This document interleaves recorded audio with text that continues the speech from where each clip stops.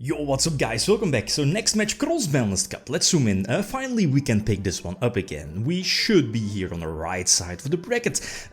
Top 8, right? So both these decks already won their first matchup and quite iffy one, especially if we take a look at the votes from, the community tab. Infernoble Knights versus Swordsouls. So as you know, Infernoble Knight is heavily focused on going first. It can open up, or at least smoke grenades, take a look at your opponent's hand, discard the cards, get free information, a couple of communications, a couple of pops during your opponent's turn, so that's super strong, right? While on the other hand we have Swordsouls, an early 2022 deck list, so I think the most recent deck in this year's Cross-Banlist Cup. So honestly, I have no clue. Going first is definitely very important. The thing is that if we take a look at both players' side decks, the side decks as a whole is going to be, well, again, we are talking about, more recent decks, and the thing is that both these decks have access to modern hand traps, right? And that's the thing with that, is going second, it's not the worst part, right? As it would be, again, well, with some other decks or other examples. So I'm playing Swordsouls, I go first, so that definitely helps. I open up pretty good, not complaining, with, level 10 Synchro, level 8, I mean the standard stuff, and Protoss calling Dark. Does that hit something for Infernoble Knights? I'm not sure. It might hit something from their extra deck, but I'm not sure about that.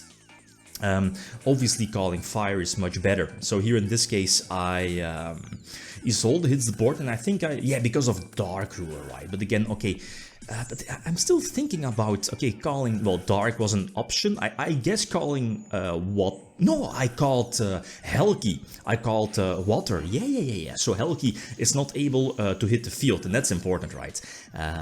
Again, now I'm able to call Fire, and that should pretty much stop the entire deck in its tracks. There are some potential extra deck plays, but let's face it, if Infernoble Knights, is not able to pump out those fire monsters from the extra deck, it really does not have a chance, right? So again, with Protoss, in effect, yeah, suiciding.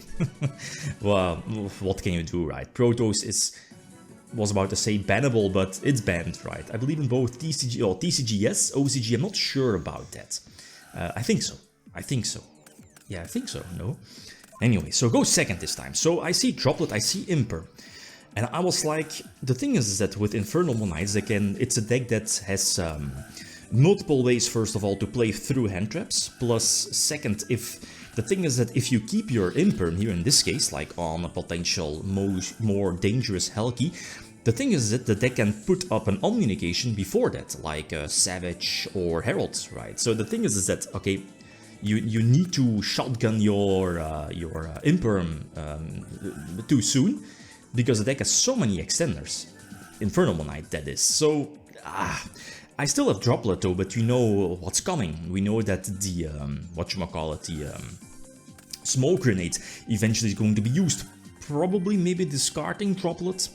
I mean, you have Herald, you have, well, I was about to say a couple of communications, but I mean, if I'm discarding like, no, even with Herald, right, doesn't really matter too much.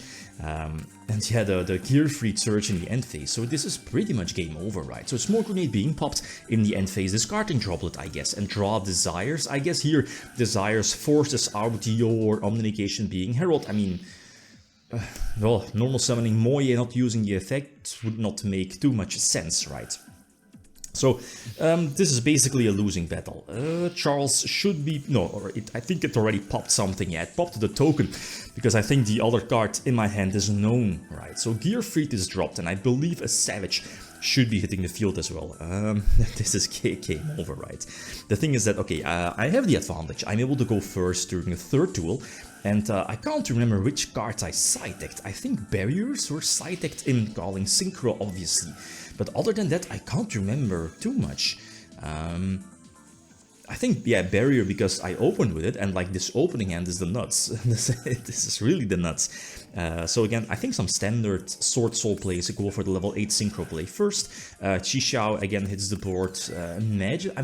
Does Infernoble Knight play hand traps? Like this version? I'm not sure. I know the Dark Rulers are there. I mean, Barrier is there. Protoss again is there. So it's so disgusting. So the level 10, yep, that's cool. Baxia also hits the board. So do I have a level 9 Synchro play? Or is Baxia only used here for another level 8 Synchro play? Yeah, probably. Yeah, go for Berserker. I mean, it goes well with the level 10, you know, Swordsouls. I do get Impermed here on Protoss, calling, I guess, Water again? Yeah, I think so. You know, I mean, if I can prevent Helki from hitting the field, the deck doesn't really do that much. Again, I'm looking at Infernoble Knights, right? Like Helki, Lake Cross shenanigans. So here in this case, I mean, no Dark Ruler. Again, I have so many potential Omni negations or interruptions, right? Berserker, you have Yugioh to negate something, a monster effect.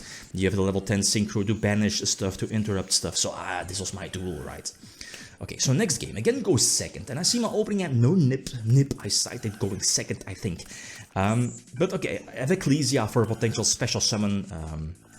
I mean, the potential follow-up plays are there. I get Dolphin, so again, my opponent knows my hand, and this is not looking good, because again, the Smoke Grenade is there during the end phase, potentially discarding another card, maybe the Taya, the Trap maybe, depends. I mean, okay, the Trap is not that bad, because potential, again, you're ending on potential Savage or something like that, so the Trap, well, what is it going to do in all honesty? So again, some standards, you know, what can we say? I mean, these combos are pretty much the same as we've seen before.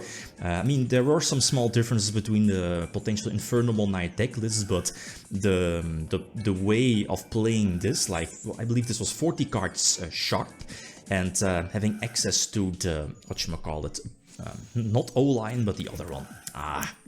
You know which one I mean. But yeah, again, Smoke Grenade discards Taya, so it gets banished, and I draw Gamma. I draw Gamma. Look at this. So, you know, forcing out, what was it, Herald, I think? You're probably going to use the effect, right? So I Gamma. Completely back in the duel, and there is only one interruption unless hand traps, but again, I'm not sure if the Infernal, I forgot, if the deck side decks hand traps, or main decks hand traps. I don't think so. Dark Ruler, Talons. So I can, you know, just pump out my board, go for Baxia, as Baxia so broken, popping at least, what is it, is it Renault? I'm not sure, the level 1, yeah, and the Synchro, I guess. Back to the extra deck, and I can just establish my board, and this should be game over, if I'm not, yeah, obviously, right. Berserker can attack twice, I think, but it's on monsters, I think so, yeah. And this indeed should be more than enough to attack for a game. So GG, that Gamma. Ooh, that Gamma is a steal. A big steal. So Swordsouls has this one over Infernoble Knights. But again, Infernoble Knights is still live in the tournament. You know, moving on to the left side against, Elements Abaters. Okay, that's an iffy one. Not sure which deck will take that one. But our next matchup, we have Macro Rabbit versus Windup. So again, both decks are from a very similar age. Metagame, that is. Okay, guys, feel free to leave for predictions. Thanks for watching. Feel free to leave a card or like. If you enjoyed the video, leave them signing out. Peace.